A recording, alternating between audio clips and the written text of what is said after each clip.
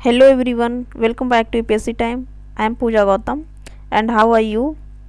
Today we will study Political Science NCERT Class 7 Chapter 8, that is A Shirt in the Market.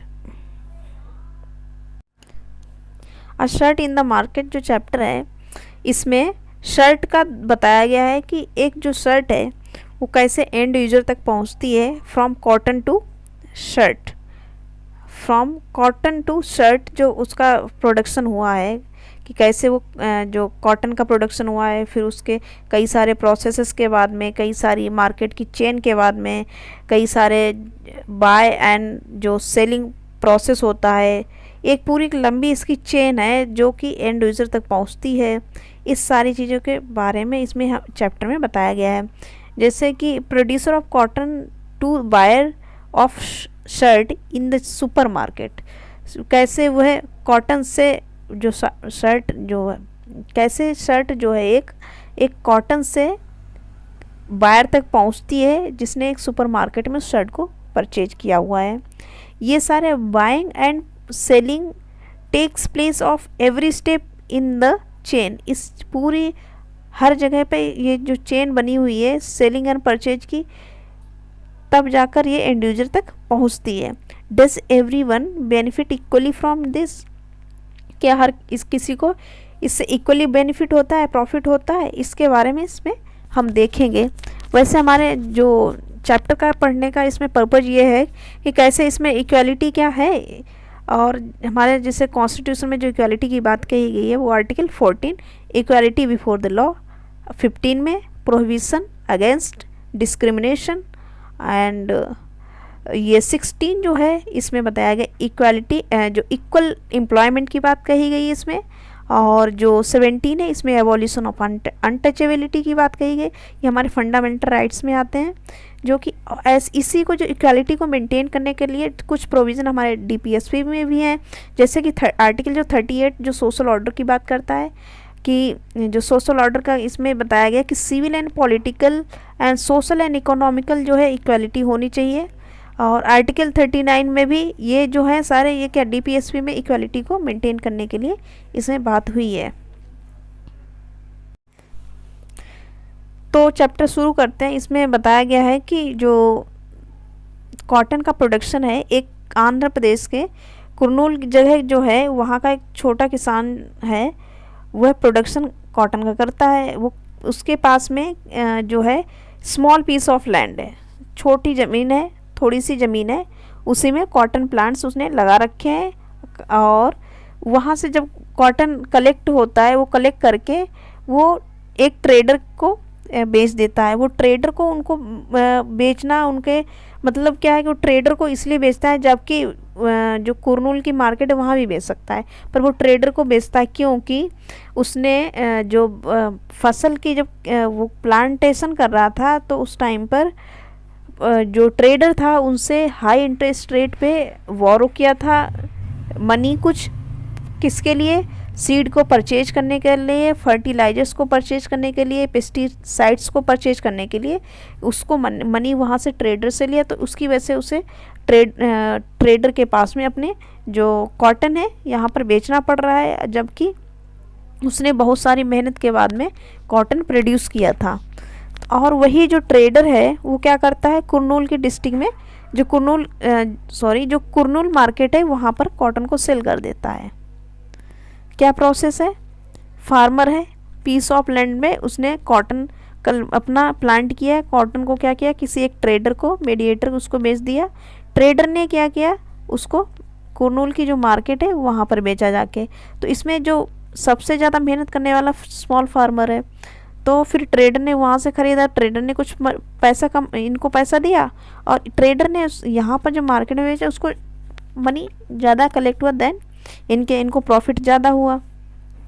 अब ये जो है यहाँ से मार्केट में जो कुर्नूल मार्केट में बेचा है, तो यहाँ से क्या होगा, गिनिंग जो मिल है इस कॉटन को परचेज करेगी। गिनिंग मिल मतलब क्या होता है कि जो सीड्स में जो भी जो क्या रेसे वगैरह होते हैं उनको निकालना, remove the seeds and presses cotton and bales. इसमें क्या करते हैं, जो कॉटन का जो फसल है उसमें से सीड्स वगैरह निकाल देना, जो का जो भी डस्ट क्या स्टबल टाइप का जो चीज़ें होती हैं उसको निकाल देना, और फिर उसकी एक बेल टाइप की बनती है, उसको कलेक्ट करके वो क्या करता है उससे, जिससे कि धागा बनेगा, वो पूरा प्योर जो कॉटन होता है उसको वैसे वहाँ से कलेक्ट कर लेता है, और उसको फिर क्या करेगा, यार्न, फिर जो कॉटन बनी हुई है तो कॉटन से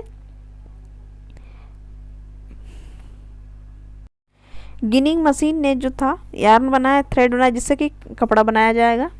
तो इसमें हमने ये देखा इस प्रोसेस का कॉटन का, कि कैसे वह जो एक कॉटन से यार्न तक की पहुंचता है गिनिंग मशीन में, जो गिनिंग मिल है वहाँ तक, और फिर उससे कपड़ा बनाया जाता है। अब इसमें कुछ वेवर जो हैं घर में भी जो है क्लॉथ जो है प्रोड्यूस करते हैं, जैसे कि जिसको क्या बोला गया है, putting out system. Putting out system में क्या है कि वेवर्स जो हैं प्रोड्यूस करते हैं क्लॉथ्स को घरों में, वह कलेक्ट करेंगे यार्न को मार्केट से, मर्चेंट से, जो मर्चेंट जो है मार्केट से लेके आएगा यार्न को, थ्रेड को, जो धागे को क्या करेगा मार्केट से लेके आएगा और उसको सप्लाई कर देगा वेवर्स जो है गांव में जो वेवर्स हैं वहाँ में उनको दे देगा, जिससे कि वो लोग उनको धागे से कपड़े तैयार करके देंगे। क्या हुआ, कॉटन से थ्रेड तो बन गया, उस थ्रेड को कौन लेके आएगा, मर्चेंट। किसको देंगे आएंगे, वेवर्स को, जो गांव में ग्रामीण एरिया से हैं, और वे क्या करेंगे, रेडी करेंगे, कपड़े रेडी करेंगे, और फिर वो उनको रिटर्न करेंगे, उनके पैसे बदले में कुछ पैसे लेंगे, और वही वो ले जाके कंपनी में दे देंगे। ये सारे, जिससे जो इसमें क्या है देखा गया कि जो वेवर्स हैं, ग्रामीण जो वेवर्स हैं, ये इनकी डिपेंडेंसी है किन पर, मर्चेंट पे।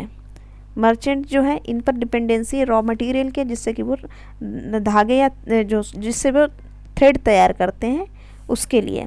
अब रॉ मटेरियल इनसे ले लेते हैं, और फिनिश्ड गुड्स जो कपड़े हैं रेडी करके इन्होंने दे दिया इनको, और ये क्या करते हैं, इस कपड़े को जो रेडी हो गया मर्चेंट उस फैक्ट्रीज़ में इनको सेल कर देते हैं। तो ये जो है इसमें डिपेंडेंसी जो है इन पर बढ़ जाती है मर्चेंट पे, वेवर्स की उतना इनको अर्न करने को नहीं मिलता है। अगर ये डायरेक्ट फैक्ट्री में बेचे सेल करें इस कपड़े को तो उनको शायद अर्न ज़्यादा मिल जाएगा देन इनसे जो मर्चेंट से इनको मिलता है। तो इसीलिए जो इनकी जो डिपेंडेंसी थी कम करने के लिए एक स्कीम आई, क्या, वेवर्स कोऑपरेटिव। वेवर्स कोऑपरेटिव में क्या किया गया कि कई सारे जो वेवर्स थे उन्होंने अपना ग्रुप बनाया। ग्रुप बनाने के बाद में कोऑपरेटिव जिसको बोला गया, ग्रुप बनाने को जिसको इन्हें कोऑपरेटिव कहा गया। इनकी जो डिपेंडेंसी थी मर्चेंट पे, जो डिपेंडेंसी थी कि रॉ मटेरियल रेडी मतलब लेने की, और उनको ये फिनिश्ड गुड्स देते थे, तो वो डिपेंडेंसी कम करने के लिए इन्होंने अपना ग्रुप बनाया। ये खुद कलेक्ट करते हैं वहाँ फैक्ट्री से थ्रेड, और फिर आपस में जो भी वेवर्स हैं अपने अपने घरों में ले जाके उसको रेडी किया। जो कपड़े हैं, कपड़े रेडी करने के बाद उनको फैक्ट्री में सेल कर दिया, जिससे क्या उन्हें फेयर प्राइस मिल जाता है। यहाँ पर किसकी बात हुई, फेयर प्राइस की। फेयर प्राइस जो कि डीपीएसपी में बात हुई है कि जो उसमें 39 और 38 में बताया गया है कि सोशल ऑर्डर की बात हुई है 38 में, और 39 में ये सारी चीज़ें जो है कि इक्वल स्टेटस होना ज़रूरी है देन इनइक्वालिटी, मतलब जो सोसाइटी के जो है इनइक्वालिटी को मिनिमल करना जितना हो सके। तो जिससे क्या हुआ, एक वेवर्स कोऑपरेटिव में ये चीज़ हमें देखने को मिली कि मर्चेंट पे डिपेंडेंसी कम हुई, तो क्या उन्हें फेयर प्राइस मिल पाया। वैसे क्या था, मर्चेंट पे डिपेंडेंट थे, उतना इन्हें प्राइस नहीं मिल पाता था। तो आपने इस पार्ट में देखा कि जो कॉटन से लेके थ्रेड और कपड़े रेडी करना, इतना सारा जो प्रोसेस हुआ है उसमें कई सारे जो मर्चेंट हुआ है, बीच में ट्रेडर्स हुए, इसके बारे में इस पार्ट में हमने जाना। और नेक्स्ट पार्ट में आपको ये कंप्लीट चैप्टर करवाया जाएगा। तब अगर आपको ये वीडियो पसंद आए तो आप वीडियो को लाइक करें और चैनल को सब्सक्राइब करें। Thank you all of you. कोई डाउट है तो हमें कमेंट बॉक्स में ज़रूर बताएं।